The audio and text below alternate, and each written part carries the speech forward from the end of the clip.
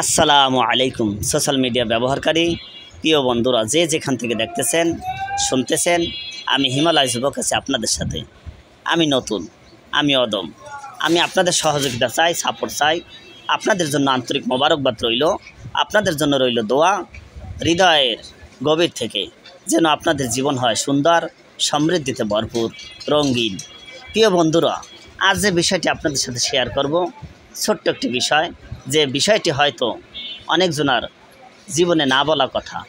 প্রিয় বন্ধুরা, জীবন সঙ্গিনী যিনি আছেন, যারা এই জীবন সঙ্গিনী পেয়েছেন, তাদের ব্যাপারে আপনারা কি কোনোদিন জীবন সঙ্গিনীকে বলেছেন, প্রিয় আমি তোমাকে ভালোবাসি? আর কোনো কাজে ভুল হলে কখনো কি সরি বলেছেন?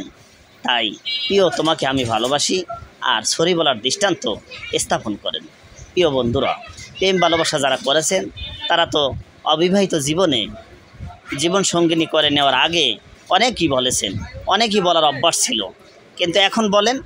প্রিয় বন্ধুরা, আসুন সাংসারিক জীবনে, দাম্পত্য জীবনে, পারিবারিক জীবনে ছাড় দেওয়ার মন মানসিকতা তৈরি করি। আমরা নিজেদেরকে ছাড় দেওয়ার, ত্যাগের মন মানসিকতা তৈরি করি। আমরা ছাড় দেব, ত্যাগ দেব, ত্যাগ স্বীকার করব, ভুল স্বীকার করব, তাহলেই সুন্দর হবে আমাদের দাম্পত্য জীবন।